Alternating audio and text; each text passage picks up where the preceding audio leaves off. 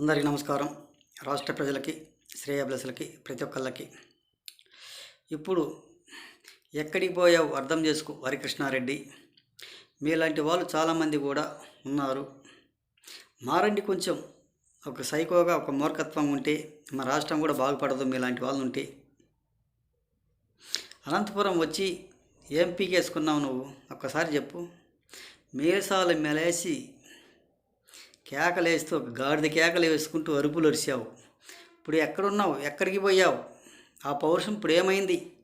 ఒక్కసారి తెలియజేస్తావా రాష్ట్ర ప్రజలకి? అలాంటి పంతాలు పనికిరావు. రాష్ట్రం బాగుపడదు, ప్రజలు బాగుపడరు. ఒక్కసారి అర్థం చేసుకో. చెరువు నీళ్ళతో నిండుగా ఉన్నప్పుడు చేపలు చీమలను తింటాయి.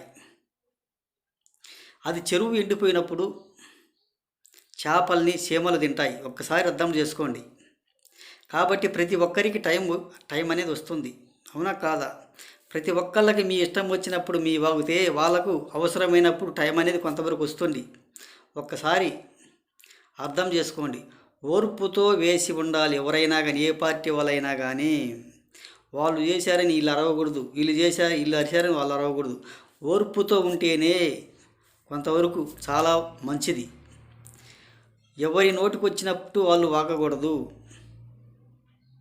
ఎవరి నోటికి వచ్చినట్టు వాళ్ళు మాట్లాడకూడదు. ఒక్కసారి తెలుసుకోండి.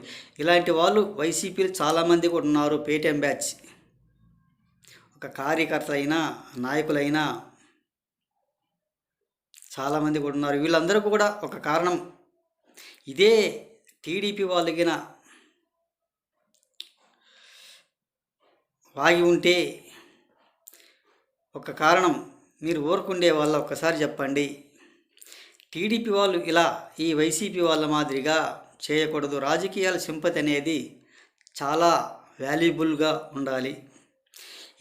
ఇలాగే 5 సంవత్సరాలు ఇటువంటి వాళ్ళు వాగి ఇప్పుడు ఏమైపోయారు, ఇటు పోయారు? ఒకసారి చెప్పండి రాష్ట్ర ప్రజలకి. ఇటువంటి వాగుళ్ళు అనేది పనికిరావు. మీ వాగుళ్ళ వల్లనే ఒక సైకోక మూర్ఖత్వంగా అయిపోయాడు ఈ జగన్ రెడ్డి. మీకు సింపతి పెంచాడు, మిమ్మల్ని రెచ్చగొట్టాడు, మీ కాపురాలు కూల్చారు. మీరు అందరూ ఒక్కటై జగన్ కూల్చారు. జగన్ కారు ఇచ్చిపోయాడు. అసలు అడ్రస్ లేకుండా పాతాలో కానీ తొక్కి పారేయటమే, పైకి లేచేదంటూ ఏముండదు. ఒక్కసారి తెలుసుకోండి. ఇటువంటి పనికి మాలినవి వ్యవహారాలు ఎప్పటికీ పెట్టకూడదు. ఎవరికైనా కానీ టైం అనేది వస్తుంది.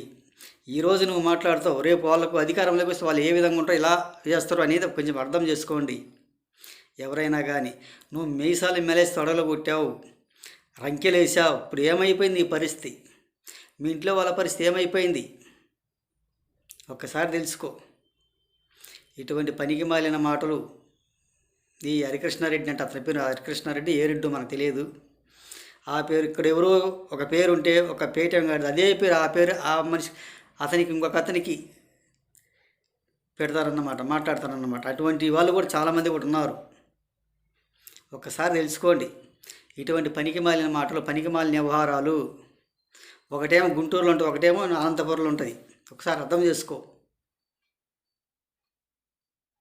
ఇటువంటి రంకెలైన పనికిరావు. టైం అనేది ఇతర పార్టీల వాళ్ళకు కూడా వస్తుంది అని తెలియజేస్తూ, రాజకీయాల్లో సింపతి అనేది ఉండాలి. కానీ సింపతి ఉంటేనే జనాలు ఓట్లు వేసేది, అధికారంలోకి తెప్పించేది.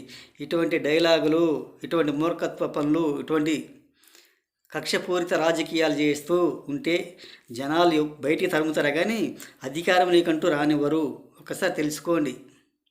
అదే పని ఈ కూటమి ప్రభుత్వం వాళ్ళు చేయకూడదు. సింపతి రావాలి, దాన్ని అనగొట్టాలి అని తెలియజేస్తూ రాష్ట్ర ప్రజలకి, శ్రేయోభిలాషి ప్రతి ఒక్కళ్ళకి హృదయపూర్వక ధన్యవాదాలు.